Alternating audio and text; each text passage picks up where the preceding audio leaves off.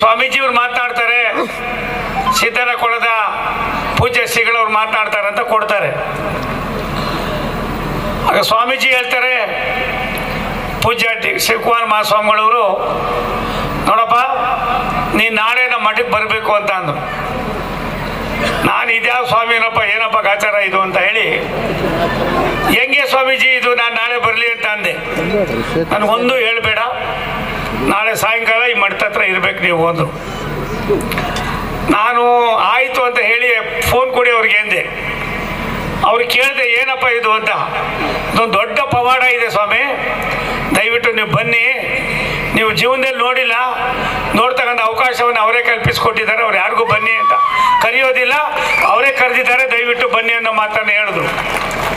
ಅದಾದಮೇಲೆ ಬಂದಮೇಲೆ ನಾನು ಯಾವ ಪ್ರಪಂಚದಲ್ಲಿ ಇದ್ದೀನಿ ಅನ್ನೋ ಅನುಮಾನ ನನ್ನನ್ನೇ ಕಾಡ್ತು. ಭಗವಂತ ದೈವ ಸ್ವರೂಪಿಗಳು ಅರಗುರು ಚರಮೂರ್ತಿಗಳು, ಈ ದೇಶದ ಆಧಾರ ಸ್ತಂಭ, ಈ ದೇಶದ ಸಂಪ್ರದಾಯಗಳನ್ನು ರಾಷ್ಟ್ರಕ್ಕೆ ಸಮರ್ಪಣೆ ಮಾಡುವುದರಲ್ಲಿ ಎಲ್ಲ ಅರಗುರು ಚರಮೂರ್ತಿಗಳ ಪ್ರಾಮಾಣಿಕವಾದ ತಪಸ್ಸಿನ ಫಲ ಇದೆ. ಸಿದ್ದನಕೊಳ ಪುಣ್ಯಕ್ಷೇತ್ರ ನನ್ನನ್ನು ಕರ್ಕೊಂಡು ಎಲ್ಲವನ್ನು ತೋರಿಸ್ಕೊಂಡು ಬಂದರು. ಬಂದಾದ್ಮೇಲೆ ಸಾಯಂಕಾಲ ಪ್ರಸಾದ ಮಾಡಿ ಮತ್ತೆ ನೀನು ಬೆಳಿಗ್ಗೆ ಇಲ್ಲಿ ಬರಬೇಕು ಅಂತ ಸೂಚನೆ ಕೊಟ್ಟು, ನನಗೆ ಒಳ್ಳೆ ಪೀಕ್ಲಾಟ ಬಂತು. ನಾನು ಎಲ್ಲೂ ಅರ್ಧ ಗಂಟೆ ಇರೋನಲ್ಲ, ನಾನು ಬೀದಿ ಸುತ್ತಾ ಇರಬೇಕು, ನನ್ನ ಆಸೆನೇ ಅದು. ಸಾಮಾನ್ಯ ಜನರ ಜೊತೆಯಲ್ಲಿ ಬೆಳಿಗ್ಗೆ ಮತ್ತೆ ಯಾವುದೋ ಒಂದು ನಮ್ಮ ತಂಗಿ ನಮ್ಮ ದ್ಯಾವೂರಮ್ಮ ನಿಮ್ಮೂರದು ಇಳ್ಕಲ್ಲಲ್ಲಿ ಹೋಗಿ ಮಲಗಿದ್ದು, ಬೆಳಿಗ್ಗೆ ಬಂದೆ. ಬಂದಾದಮೇಲೆ ಅವರು ಒಂದು ಮೂರ್ತಿಯನ್ನು ಕೊಟ್ಟು, ಲಿಂಗವನ್ನು ಕೊಟ್ಟು, ನೀನು ಹೋಗಿ ಅಲ್ಲೊಂದು ದೇವಸ್ಥಾನ ಕಟ್ಟು ಅಂತ ಅಂದು. ನಾನು ಅದನ್ನು ಬೇಡ ಸ್ವಾಮೀಜಿ, ನನಗೆ ಇವೆಲ್ಲ ಮಸ್ತಕ್ ದೇವಸ್ಥಾನವೇ, ಬೆಳಿಗ್ಗೆ ಸಂಜೆ ಗಂಟೆ ಕಟ್ಟಿ ಎಲ್ಲ ದೇವಸ್ಥಾನಗಳು ಪೂಜೆ ಮಾಡೋದೇ ಕಷ್ಟ ಆಗಿದೆ, ಜನಗಳಿಗೂ ಸ್ವಲ್ಪ ನೆಮ್ಮದಿ ಇರಲಿ, ನೀವೇ ಇದನ್ನು ಇಟ್ಕೊಳ್ಳಿ ಅಂದೆ. ಕೊನೆಗೆ ಅವೆಲ್ಲ ಗೊತ್ತಿಲ್ಲ, ನೀನು ತಗೊಂಡೋಗ್ಬೇಕು, ಇದು ತಗೊಂಡೋಗಿ ನೀನು ಊರು ತಲುಪೋದ್ರೊಳಗಡೆ ನಿನಗೆ ಡೆಲ್ಲಿಯಿಂದ ದೂರವಾಣಿ ಬರ್ತದೆ, ಅಲ್ಲಿ ಹೋಗಿ ಅಟೆಂಡ್ ಮಾಡಿಬಿಟ್ಟು ಆಮೇಲೆ ಮತ್ತೆ ವಾಪಸ್ ಬರಬೇಕು, ನೀನು 15ನೇ ತಾರೀಕು ಬರಬೇಕು ಅನ್ನೋ ಸೂಚನೆಯನ್ನು ಪೂಜ್ಯ ಶ್ರೀಗಳವರು ಕೊಟ್ಟರು. ಅದಾದಮೇಲೆ ನಾನು ಮನೆಗೆ ತಗೊಂಡೋದ್ರೆ ನಮ್ಮ ಮನೆಯವ್ರು ಹೇಳಿದ್ರು, ನಮ್ಮ ಮನೇಲಿ ಇಷ್ಟೊಂದು ದೊಡ್ಡ ಲಿಂಗನ ಕುಟ್ಕೊಂಡು ಎಲ್ಲಿ ಪೂಜೆ ಮಾಡ್ತೀರಾ ಅಂದರು. ನಾನು ಇನ್ನೇನು ಮಾಡೋಕ್ಕಾಗೋದಿಲ್ಲ ಅಂತ ಹೇಳಿ ನನ್ನ ತೋಟದಲ್ಲಿ ಒಂದು ದೇವಸ್ಥಾನನ ಕಟ್ಟಿಸ್ತಾ ಇದ್ದೀನಿ ಸ್ವಾಮೀಜಿ, ದೇವಸ್ಥಾನನ ಕಟ್ತಾ ಇದ್ದೀನಿ. ಅದು ಪ್ರತಿಷ್ಠಾನಕ್ಕೂ ನಿಮ್ಮನ್ನೇ ಕರೆದು ಒಂದು 500 ಜನ ನಿಮ್ಮ ಶಿಷ್ಯರು ಕರ್ಕೊಂಡೋಗಿ, ಯಾಕಂದ್ರೆ ಈ ಭಾಷೆ ಅಲ್ಲೂ ಗೊತ್ತಾಗ್ಬೇಕು ನಮಗೆ, ಹಾಗಾಗಿ ಆ ಕೆಲಸವನ್ನು ಕೂಡ ನಾನು ಮಾಡ್ತೀನಿ. ಒಂದು ಸತ್ಯ, ನಾನು ಸಿದ್ಧಗಂಗೆಯ ನಡೆದಾಡುವ ದೇವರು, ನನ್ನ ಆರಾಧ್ಯ ದೈವ ಡಾಕ್ಟರ್ ಶಿವಕುಮಾರ ಮಹಾಸ್ವಾಮಿಗಳವರನ್ನು 50 ವರ್ಷಕ್ಕೂ ಮೇಲ್ಪಟ್ಟು ಅವರ ಒಬ್ಬ ಭಕ್ತನಾಗಿ, ಅವರ ಶಿಷ್ಯರಾಗಿ ಕೆಲಸ ಮಾಡಿದ್ದೇನೆ.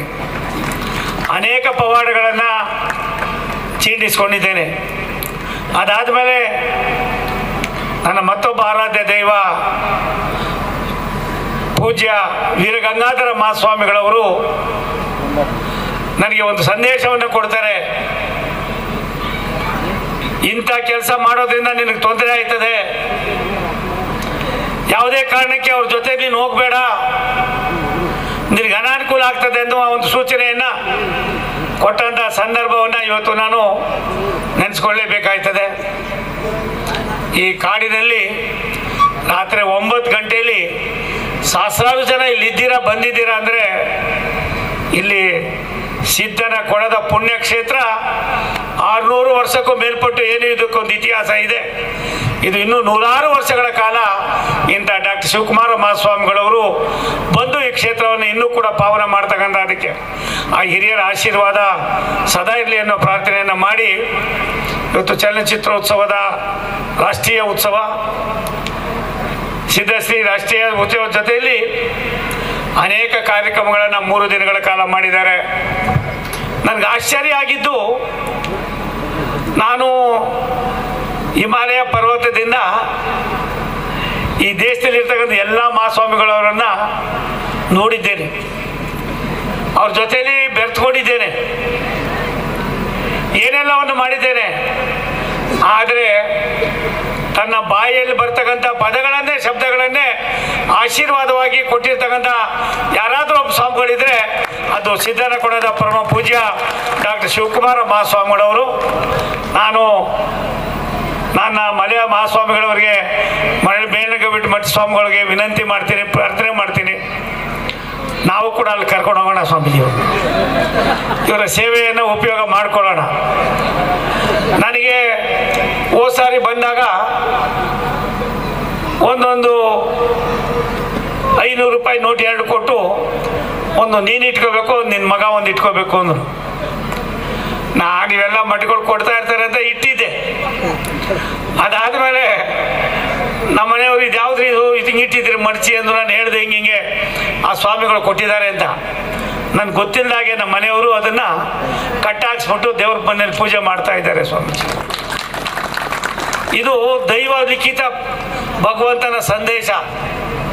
ನಾನು ಅವ್ರು ಮಾಡ್ತಾ ಇದ್ರೆ ನನಗೆ ದಿಗ್ಲಾಯ್ತಾ ಇರ್ತದೆ, ಯಾರು ಬಂದು ಎಲ್ಲಿ ದಡಿತಾರೋ ನಮಗೆಲ್ಲಪ್ಪ ಅಂತ ಆದರೆ ಆ ಸ್ವಾಮೀಜಿರವರ ಕೈಂಕರ್ಯ, ಅವರ ದೂರದೃಷ್ಟಿಯ ಚಿಂತನೆ, ಭಗವಂತ ದೈವ ಸ್ವರೂಪಿಗಳಾಗಿ ಈ ದೇಶಕ್ಕೆ ಯಾರೇನು ಕೊಟ್ಟಿದ್ದಾರೋ ಗೊತ್ತಿಲ್ಲ, ಆದರೆ ಅರಗುರು ಚರಮೂರ್ತಿಗಳು ಲಕ್ಷಾಂತರ ಜನ ಭಕ್ತರನ್ನ ಸಂಸ್ಕಾರದಲ್ಲಿ ಬಾಳ್ಮೆಯನ್ನು ಮಾಡ್ತಕ್ಕಂಥ, ಅದಕ್ಕೆ ತಮಗೆ ಹಿರಿಯ ತಪಸ್ವಿಗಳು ಕೊಟ್ಟಿರ್ತಕ್ಕಂಥ ಕಾಣಿಕೆಯನ್ನು ತಾವು ಅದನ್ನು ಎಂದೂ ಕೂಡ ತಮ್ಮ ಸ್ವಾರ್ಥಕ್ಕೆ ಉಪಯೋಗ ಮಾಡಿಲ್ಲ. ಅದನ್ನು ಮತ್ತೊಂದು ರೂಪದಲ್ಲಿ ದಾನವಾಗಿ ಕೊಡ್ತಾ ಇದ್ದಾರೆ ಅನ್ನೋದಕ್ಕೆ ಶ್ರೀಮಠದ ಇತಿಹಾಸಗಳನ್ನು ನಾನು ಒಂದೊಂದಾಗಿ ನೋಡ್ತಾ ಇದ್ದೀನಿ. ದಾಸೋಹ ಯಾರು ಕೇಳಿದೆ ಅವ್ರಿಗೆ ಹೆಂಗೆ ಮಾಡ್ತೀರಾ ಈ ದಾಸೋಹ ಅಂತ. ಯಾರು ಬರ್ತಾರೆ ಸಾಹೇಬ್ರೆ, ಬರ್ತಾರೆ, ಮಾಡ್ತಾರೆ, ಊಟ ಮಾಡ್ತಾರೆ, ಅವರೇ ಪಾತ್ರೆ ತೊಳಿತಾರೆ, ಅವರೇ ಕ್ಲೀನ್ ಮಾಡ್ತಾರೆ, ಅವರೇ ಕಸ ಗುಡಿಸ್ತಾರೆ, ಎಲ್ಲವನ್ನೂ ಕೂಡ ಅವರೇ ಮಾಡ್ತಾರೆ. ನಾನು ಯಾರು? ನಾನು ಒಬ್ಬ ಈ ಮಠದ ಒಬ್ಬ ಉತ್ತರಾಧಿಕಾರಿ ಅನ್ನೋದಕ್ಕಿಂತ ಹೆಚ್ಚಾಗಿ ಶ್ರೀಮಠದಲ್ಲಿ ಬರ್ತಕ್ಕಂಥ ಭಕ್ತರಿಗೆ ಅವರ ಶ್ರೇಯೋಭಿವೃದ್ಧಿಗೋಸ್ಕರವಾಗಿ ಇರ್ತಕ್ಕಂಥವನನ್ನು ದೊಡ್ಡ ಮಾತನ್ನು ಹೇಳಿದ್ದಾರೆ. ನಾನು ಎಲ್ಲ ಅರಗುರು ಚರಮೂರ್ತಿಗಳು ಸಾಕಷ್ಟು ಜನ ಇಲ್ಲಿದ್ದಾರೆ, ಎಲ್ಲ ಬುದ್ಧಿಜೀವಿಗಳು ಇಲ್ಲಿದ್ದಾರೆ. ನಮ್ಮ ಆ ಭಾಗದ ಜನರ ನಮ್ಮ ಜೀವನವನ್ನೇ ಬೇರೆ, ಈ ಭಾಗದ ಜನರ ಜೀವನದ ಜೊತೆಯಲ್ಲಿ ನಿಮ್ಮ ಕಾರ್ಯತತ್ಪರತೆ, ನಿಮ್ಮ ಸಂಸ್ಕಾರ, ಎಂಥ ಸಂದರ್ಭದಲ್ಲೂ ಕೂಡ ಇನ್ನೊಬ್ಬರಿಗೆ ಮನಸ್ಸಿಗೆ ನೋವಾಗದಾಗೆ ಮತ್ತೆ ಯಾರಿಗೆ ಯಾವ ರೀತಿ ಗೌರವವಾಗಿ ನಡ್ಕೋಬೇಕು ಅನ್ನೋದನ್ನು ನಾನು ಇನ್ನೂ 25-30 ವರ್ಷಗಳ ಕಾಲ ಆ ಭಾಗದ ಜನ ನಾವು ನಿಮ್ಮಿಂದ ಕಲಿಬೇಕಾಗಿದೆ ಅನ್ನೋ ಮಾತನ್ನು ಈ ಸಂದರ್ಭದಲ್ಲಿ ಹೇಳಿ, ಸಾಕಷ್ಟು ವಿಚಾರಗಳನ್ನು ನಮ್ಮ ನಾಡಗೌಡರು ಒಬ್ಬ ಅಪರೂಪದ ರಾಜಕಾರಣಿ,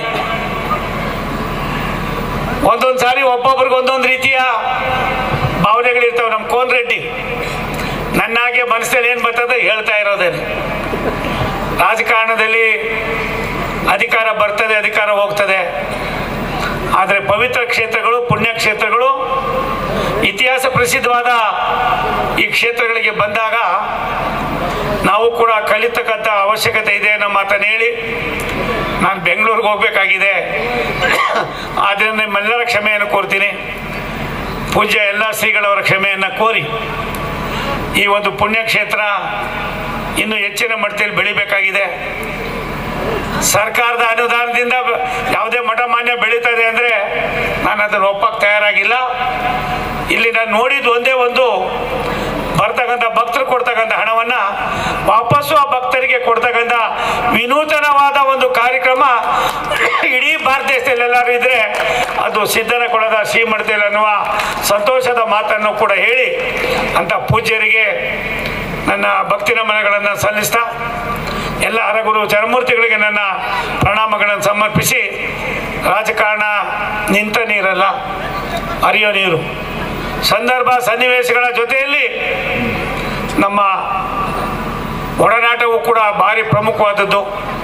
ಆ ಕೆಲಸದಲ್ಲಿ ನಾವೆಲ್ಲರೂ ಕೂಡ ಒಟ್ಟಾಗಿ ಸೇರಿ ರಾಜ್ಯದ ಅಭ್ಯುದಯದಲ್ಲಿ, ಬಡತನದ ರೇಖೆ ವೇದಿಕೆಯಲ್ಲಿರ್ತಕ್ಕಂಥ ಸಾಮಾನ್ಯರಿಗೆ ಒಂದಲ್ಲ ಒಂದು ರೂಪದಲ್ಲಿ ಸಹಾಯವನ್ನು ಮಾಡ್ತಕ್ಕಂಥ ಅವಕಾಶಗಳು ಸಿಕ್ಕಿದಾಗ ಅದನ್ನು ಹಿಂದೆ ಮುಂದೆ ನೋಡದೆ ಮಾಡಬೇಕಾದ ಅವಶ್ಯಕತೆ ಇದೆ ಅನ್ನೋ ಮಾತನ್ನು ಹೇಳಿ ಪೂಜ್ಯ ಎಲ್ಲ ಶ್ರೀಗಳವರಿಗೆ, ವಿಶೇಷವಾಗಿ ಡಾಕ್ಟರ್ ಶಿವಕುಮಾರ ಮಹಾಸ್ವಾಮಿಗಳವರಿಗೆ ಯಾವತ್ತಾರು ಫ್ರೀಯಾಗಿ ಸ್ವಾಮಿ ಇನ್ನೊಂದು 6 ತಿಂಗಳು ಆದಮೇಲೆ ಹೇಳಿ, ಲೋಕಸಭಾ ಚುನಾವಣೆ ಆದಮೇಲೆ ಒಂದು 4-5 ದಿವಸ ಇಲ್ಲೇ ಬಂದು ನಿಮ್ಮ ಜೊತೆಲಿ ಕುಳಿತುಕೋತೀನಿ.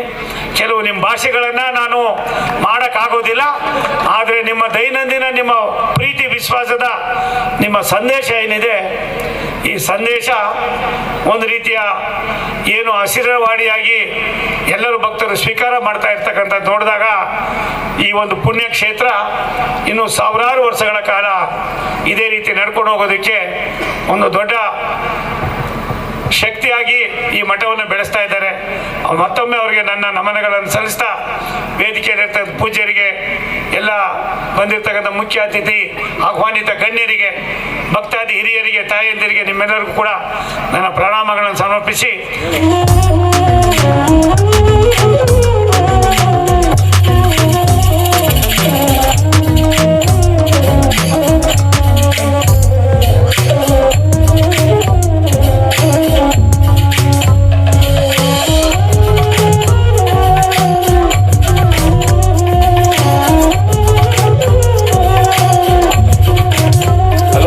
ನಮ್ಮ ಕರೆಗೆ ಹೋಗ್ಬಿಟ್ಟು ನೀವು 4 ಜನ ಬಂದಿದ್ದು ನಮ್ಮ ಮಠದ ಒಂದು ಭಾಗ್ಯ. ಹಾಗೆಯೇ ನಮ್ಮ ಭಕ್ತರ ಸೇವೆಯನ್ನು ಮಾಡ್ರಿ, ಮುಂದೆ ಅವರು ಕೂಡ ಉದ್ಧಾರ ಮಾಡ್ರಿ, ಬೇರೆ ಕೇವಲ ಸರ್ಕಾರ ಉದ್ಧಾರ ಮಾಡಬೇಡ್ರಿ.